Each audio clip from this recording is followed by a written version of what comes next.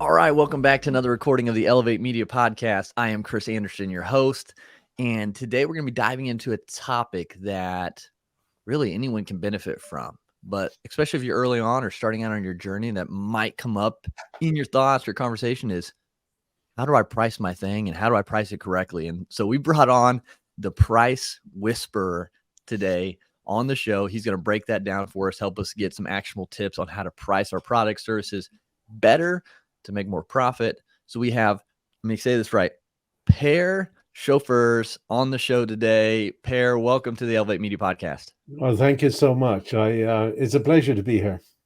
Absolutely. We're looking forward to this. So the Price Whisperer, where did that nickname come from? Well, it really came from I was part of a networking group here in Los Angeles where I live, and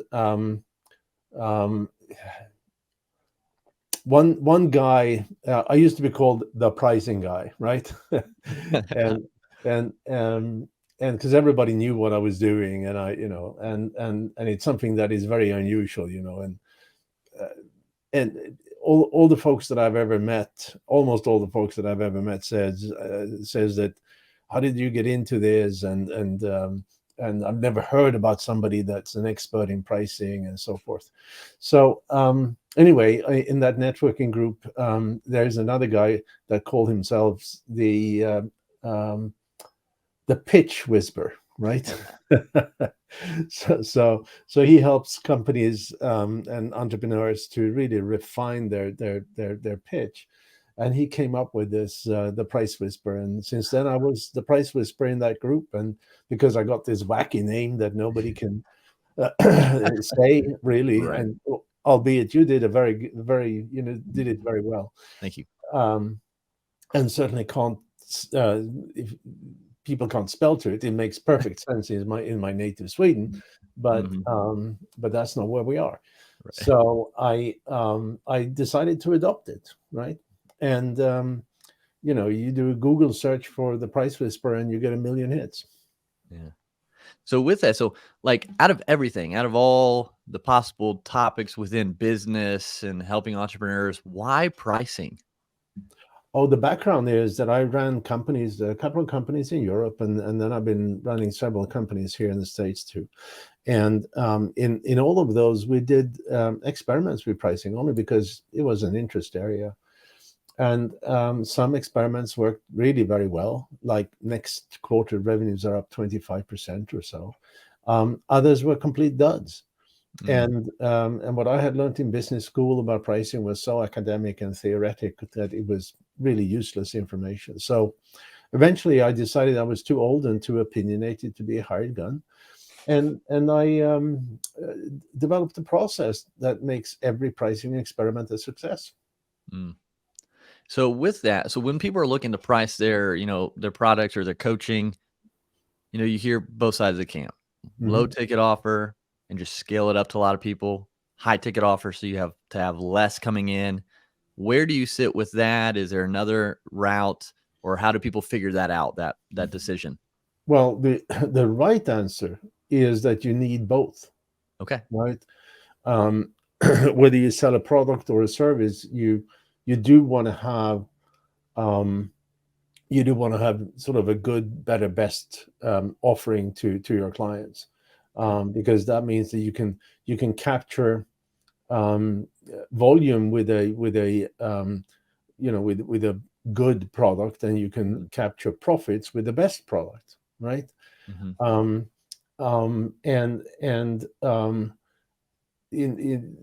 That's sort of a mistake that many entrepreneurs do, that they have this is my offering and that's it. They only have one product or one service. And another mistake that many entrepreneurs do is try to look at a competitor and set the same price. And that's often the first step into the commoditization death spiral. And because you set the price the same, and then suddenly you have the same features, or you promote the same features, you you have the same value statement and so forth, and suddenly you're a commodity, Mm. and a commodity is sold on price only, meaning that the low price will get the business, Yeah. and and the low price means that you eventually have no profits, Yeah. right? So And how do you go about doing that? How do you make sure that you are pricing, competitively to make a profit? Like how do you kind of find that sweet spot? well, first of all, you need to decide who are your customers, Mhm. right? And and and um, and figure out which of the various customer categories out there, or call them personas or call them avatars, whatever. Mhm. But which of these customer segments would support higher prices and more profitable prices than others, right? And and then understand what would make them buy, right? Mm. Because this is, also another one of these very odd mistakes that a lot of companies do, even large companies and well-established companies. They look at revenue, not at profit, Mm.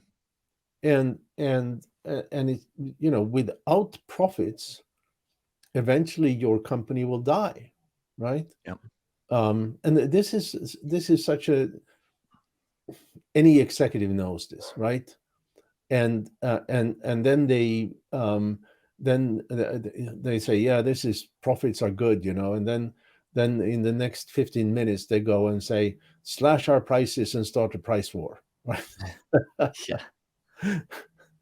and and because, and if you look at some of these, some companies can be unprofitable for a very long time because they have investors that support them for a Mhm. long time.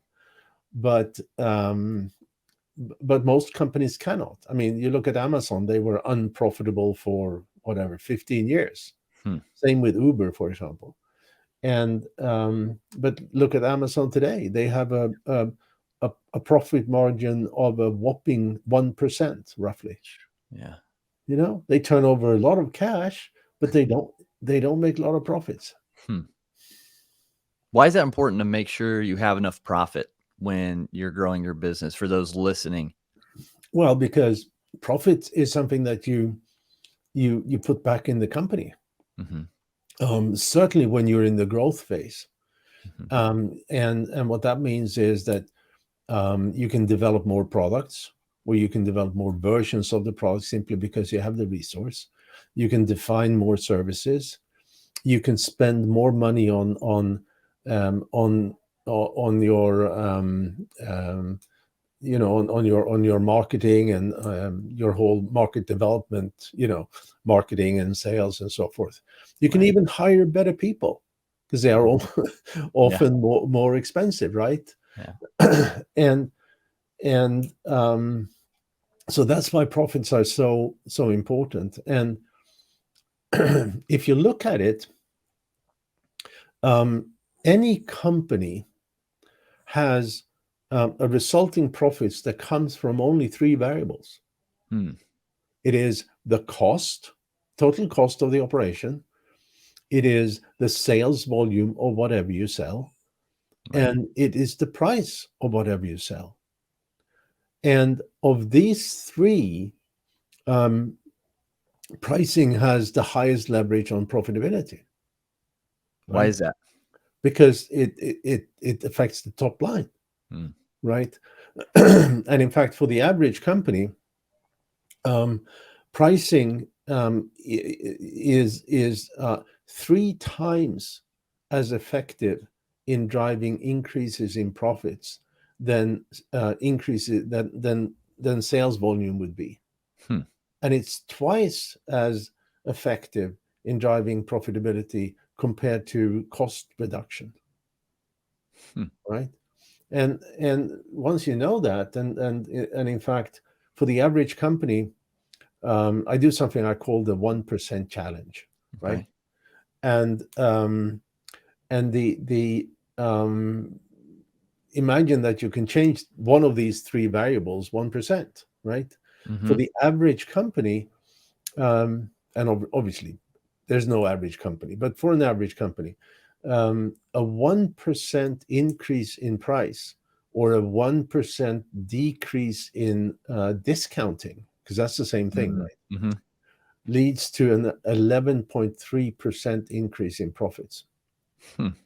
You know, Yeah. now when you have that in mind, suddenly the salespeople, if you sell through salespeople, um,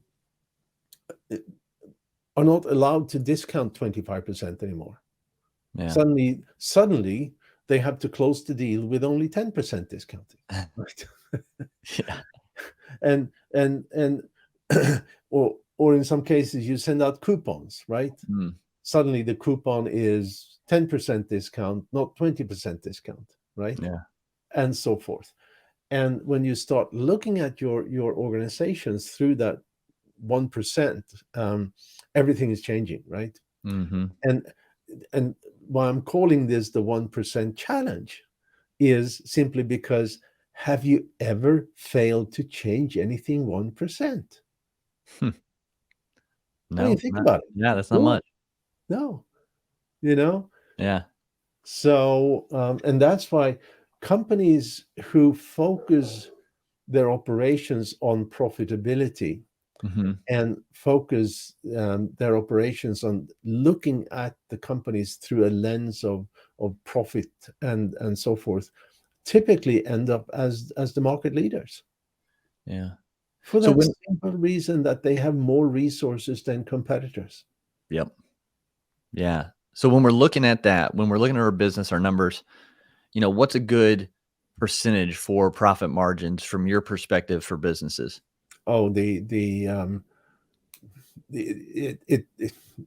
there's no silver bullet. Yeah. I mean, more is better, right? Right. and For and sure. and I and guess what's a safe percentage, would you say? A company's, doing well if they have this percentage of profit. Well, the average company, when we back into average, the average company has a resulting pre-tax profit of about 10%, Okay. right?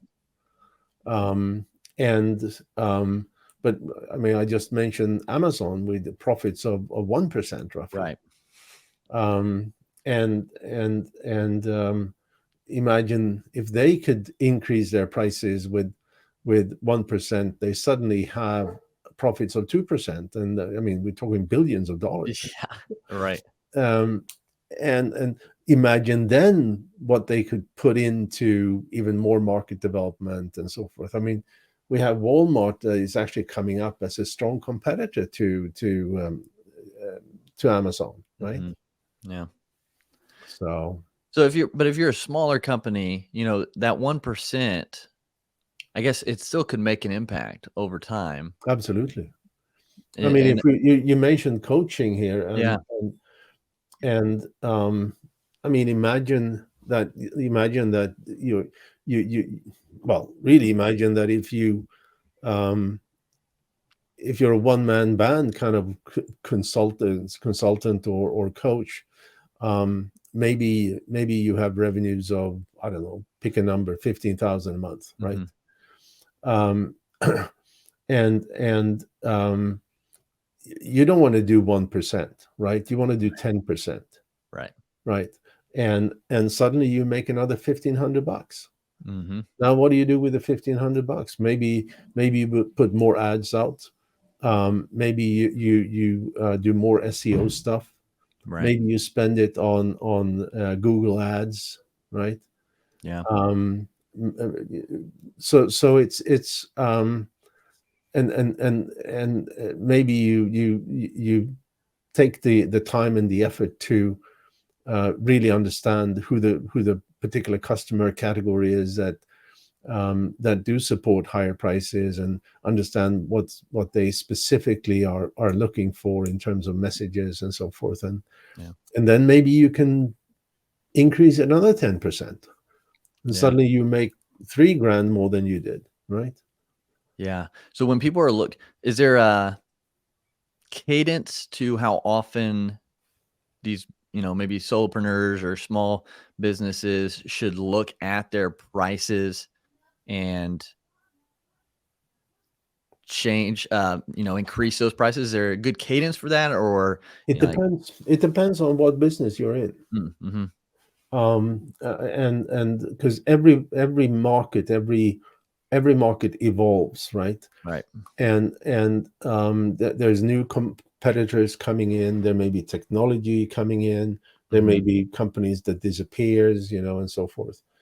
And because of that, it really depends on how quickly that marketplace that a company is in, um, is evolving, right? Right. Um, and I, and sometimes companies do things that sounds very odd. Like I had a conversation with um, uh, a new restaurant chain Mm. the other day, and um, actually not restaurants, but a burger chain, right? Mm-hmm. And they had this wonderfully smart idea of putting their very first burger restaurant in between a Chipotle's and a McDonald's. Huh. You know, why not? Why not a couple of blocks away? And this, of course, was a spectacular failure, right? Yeah. Um, and so sometimes common sense is not always common, right? Which actually was something that this was coined by Voltaire back in 1642, I think. Common sense is not so common, but Yep. in French, of course. Yeah. So if you were to start, all over and build a business, one, what business would you focus on, and kind of where would you put your prices? So in today's market, like if you're starting right now, if you had the need to do that, where would you start, and kind of where would you land your prices, do you think? Well, oddly enough, maybe 10 years ago, I did start another business on the side. Okay. And uh, it's and it was a failure, right? Okay. But that was in the high-end audio industry. Mm. And I it's something that I personally love because it's music and it's Okay. high tech, right? Yeah. There is no business there, which is the problem, right? Well, there's a very small business. Yeah. And what we found was that um, this is very odd.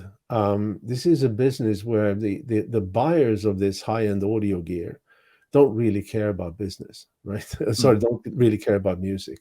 They're Mm. just buying to compare A with B, and with C, Yep. and I mean, you had these guys. We were exhibiting, and you had these guys coming because it's almost totally a male dominated industry. We have these guys coming in and listening and say, "Oh, this sounds so natural." Well, maybe it did, but they've never actually heard a live audience, or they never heard a live performance. Mm-hmm. And live meaning unamplified, right? Okay. Yep. Um, or if they did, it was 40 years ago, right? I mean, and where's the anyway? So it was a failure because we didn't have enough money to build a brand. Mm-hmm. Because what we found was that these folks, they um, in that particular industry, um, the differences between different products and different speakers and amplifiers are so small Mm. that that you really you cannot hear it, to be honest, right? They think you can hear it, but it actually comes from the brand value. Yep. Yeah. So like, how do you compete with, if you're in an industry that is like full of bigger brands, well-known brands, is there a way to still compete and price well? Or should you maybe look in less saturated, or not saturated, but less markets with branded? It's it's all about differentiation. Mm-hmm. It's all about it's all about understanding customers and understanding the customer category that will support more profitable prices than other customer categories. Understanding the sort of go-to-market strategy that particular um, customer category cares most about, right? And Yeah. this is what marketing channels they like, what marketing message they like, how they want to learn about products in this category, and what sales methodologies and channels and so forth. And when you know all that, you can serve that um, uh, that constituency better than competitors, even Mm. if they're big companies, right? Okay. Yeah. And because of that, it supports higher prices. You Okay. know, Yeah. So if someone's starting out, what would, or they're early on and they're really trying to figure out their pricing, what would the top 3 things you would tell them to do? Obviously, and one might be know your customer avatar, right? You mentioned that multiple times. Are there any others that you'd really have them focus on? well, there is a methodology Mhm. new companies can do, or struggling companies can Okay. do, and that is that you want to find, or this company, you want to find 25 potential buyers, at least 25 potential buyers. More is better, Mm. right? Yeah. Now, these are not your current prospects. They are certainly not friends and family, right? But people that could buy the product or service if they knew you existed, right? Okay. Yeah. Um, and then you approach these people, and if this is a consumer goods kind of thing, how do you do? Well, maybe you go down to your local Starbucks and you Mm. ask, can I ask you a couple of questions, and I buy you a coffee, right? Yeah. um, and if it's B2B, it's a little bit more involved, but you can use LinkedIn and stuff like that. Right. And then you ask them, first you describe your product, Mhm. right? And you confirm that they understand the description, right? Right. And you do that by asking them to describe it back to you, right? Yep. And then you ask them 2 questions. The first question is, now that you understand my product or my service, Mr. Customer, um, what is a price that is so low you think that this is not going to be any good, Mm. that we are over promise and going to under deliver, and because of that you are not going to buy it, Hmm. right? Yeah. And then you say, and the phraseology here is very important, because it needs to be it needs to be what is a price that it essentially is so low that it sets an expectation of inferior quality or benefit. Mhm. Okay. And then you ask the customer another question, right? And that is, and now let's look at the flip side. Let's look at, if my product or my service is better than you can ever imagine, that we are under promising and over delivery. What is a price that is so high that you still wouldn't buy it? Hmm. Okay. Now, then you take the average of these two, you know, um, you have the too low and the too high. You take the average and you have the span of where your prices should be. Yep. Okay. Huh. Now, if you continue to do this, and you do it, obviously, if somebody says pricing that is completely out of whack, Alright. um, like this pen, $1 million, right? Those you ignore, right? Right. Yeah. um, but um, but if you can continue and do this to another 25 or another 25, so eventually you get up to maybe 100 people, Mm-hmm. And this could be done over, several months, right? Mm-hmm. Or maybe even a year, depends on your business. Then you can start seeing if certain customer categories have a span that is higher or lower than other customer categories. Hmm. Mm-hmm.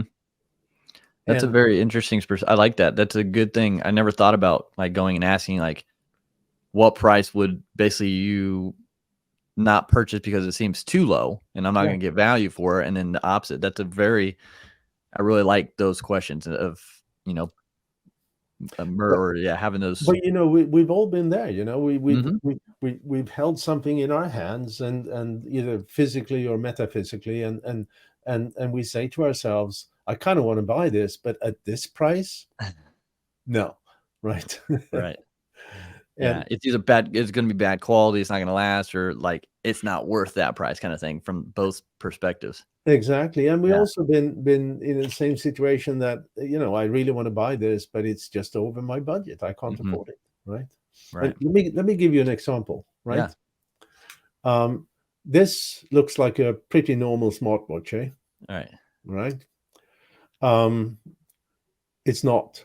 It's a smartwatch, right? But it also checks my blood sugar, Mm. my what do you call it? Blood pressure, Mm-hmm. my blood oxygen, and all that stuff, right? Hmm. Yeah. $62. Wow. You know, these guys are leaving, I would say, about $440 on the table. Yeah.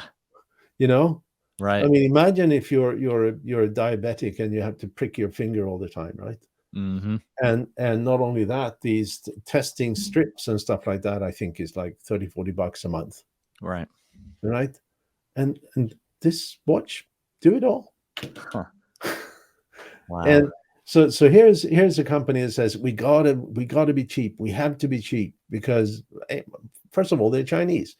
And the mindset in China is those questions that I mentioned Mm-hmm. doesn't work in China. Really? Yeah. There is no conception that something can be too cheap, Wow. you know? Huh. And it's a cultural thing, right? Yeah. Um, and and so these guys are, they're shooting themselves in the foot, Hmm.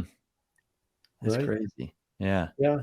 So I think that, but I appreciate Nick, all this that you've given so far. Like, I think these are very valuable things that, even myself can start like wondering and asking mhm. potential people just for our stuff, just to see like, our range and yeah, that's a very interesting perspective of asking just individuals within your market, like what's the lowest and what's the highest kind of thing. So, this has been awesome. I think people Thank can you. get a lot of value on their pricing and start really thinking about, where they can land to be profitable, to be more profitable. And so, kind of rounding things out, with that kind of a different random question, just not necessarily about pricing, Mhm. but with everything you're doing, with the books, helping people with this topic as the price whisperer, 10, 20 years from now, what do you hope your impact or legacy is? Yeah, that's a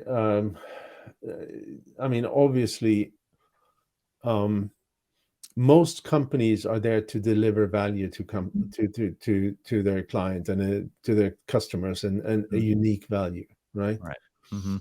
And and um, if you focus on profitability, you can develop more value and give more value to your customers Yeah, ongoing, right?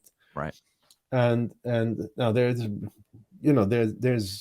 some companies who doesn't have that view, right? And it's all about, for them it's all about, um,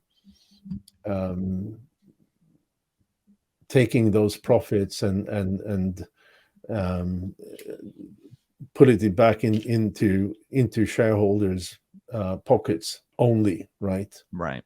With less concern for what value they can deliver to their clients. But those are very few, right? Mm-hmm. And most companies, and certainly small to mid-sized companies, they are always, almost always looking at increase the value they can deliver, Yeah. right? Because in the end, so what I'm hoping is, and I'm sort of in my latest book here, The Price Whisper, the book is about one thing, Mm-hmm. and it's about understanding how everything matters in your company. Mm. Everything you do in the company affects how you can sell, Yep. affects how you can price, and the overall thing, the overall theme is that if you can price for profit, you have more resource to grow your company and deliver more value to more people, Right. right? Yeah. Because if we have a company that doesn't deliver any value, then there's no point, Right. right? Mm-hmm.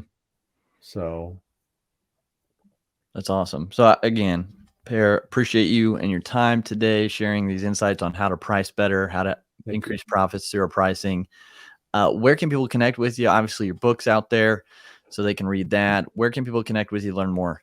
Well, the easiest is just do a Google search for The Price Whisper, There you go. right? Yeah. And you'll find not only the books, you find I have a YouTube channel and a TikTok channel, and lots of articles out there, and of course you'll find my company as well. And there's a masterclass in pricing on our website. Awesome. But there's lots you can read up, right? Yeah. So Awesome. Well, yeah, guys, thank search you. him, get connected, see what he's doing. Again, Per, thanks so much Thank you. for being on the show today. All right, thank you so much.